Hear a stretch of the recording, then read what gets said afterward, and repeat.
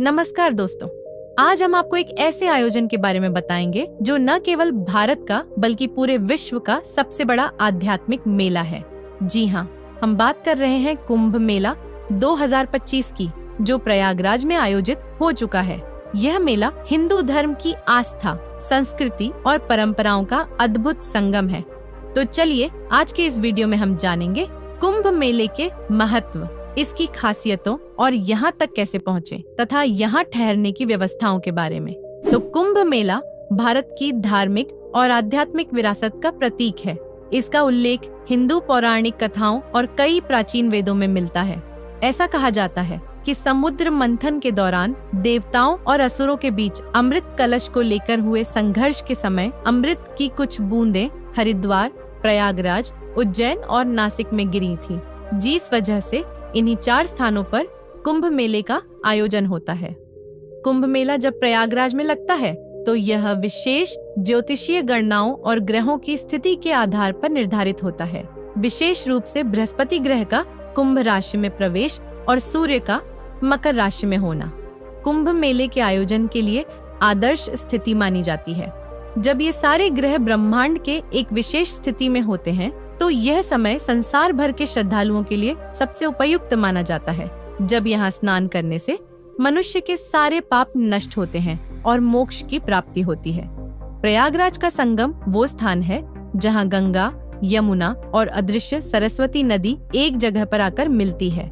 उसी जगह को भारतीय संस्कृति में सबसे पवित्र स्थान माना गया है। यहाँ सिर्फ 3 नदियों का मिलन नहीं, बल्कि आस्था, भक्ति और मोक्ष का द्वार है।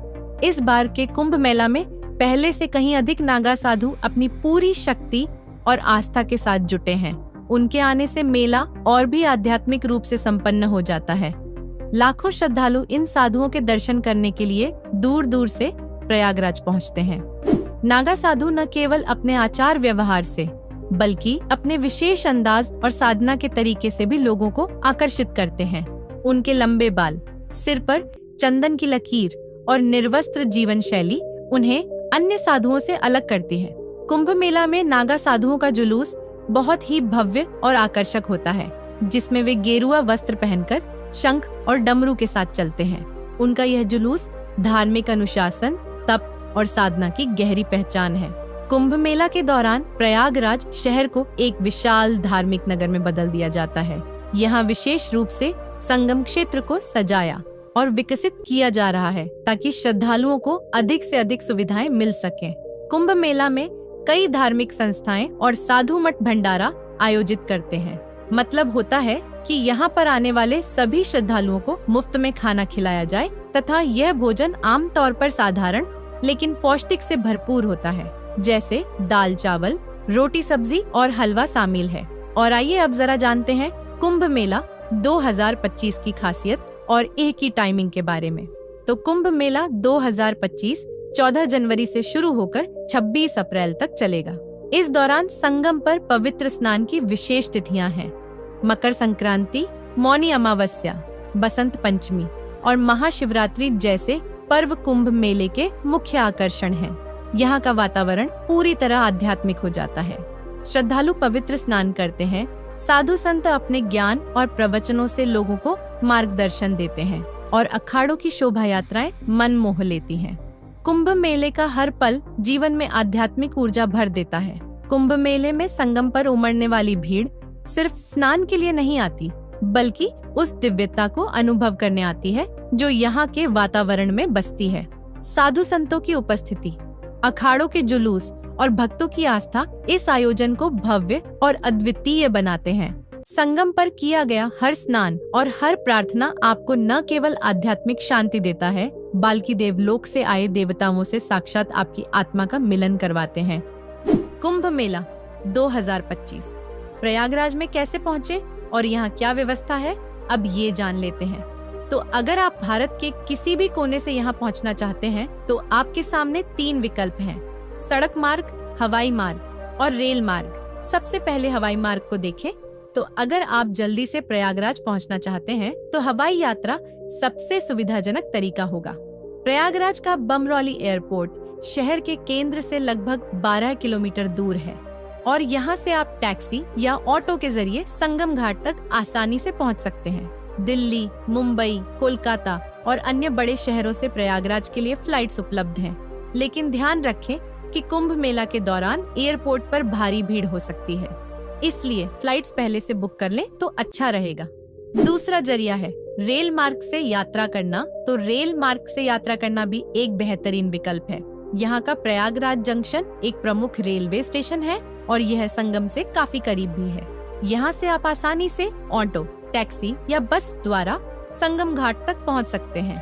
प्रयागराज के लिए सभी प्रमुख शहरों से ट्रेनें चलती हैं और कुंभ मेले के दौरान भारतीय रेलवे विशेष ट्रेनें भी चलाता है ताकि श्रद्धालुओं की संख्या के हिसाब से ज्यादा सुविधाएं उपलब्ध हो सके। तीसरा है सड़क मार्ग से यात्रा करना। जी हाँ, अगर आप सड़क मार्ग से यात्रा करना चाहते हैं तो यह भी एक अच्छा विकल्प है। दिल्ली, कानपुर, वाराणसी जैसे प्रमुख शहरों से प्रयागराज के लिए सीधी बसें और निजी वाहन उपलब्ध हैं। राष्ट्रीय राजमार्ग संख्या 2 और राजमार्ग संख्या 27 से आप आसानी से प्रयागराज पहुंच सकते हैं। यात्रा के दौरान आपको रुकने और खाने पीने की पर्याप्त व्यवस्था मिल जाएगी।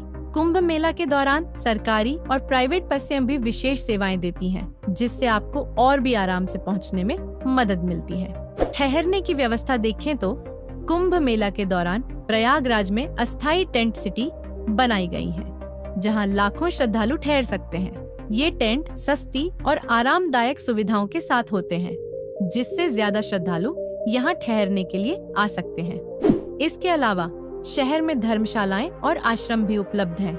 वहीं अगर आप ज्यादा आरामदायक व्यवस्था चाहते हैं तो शहर के होटल्स में भी रुक सकते हैं।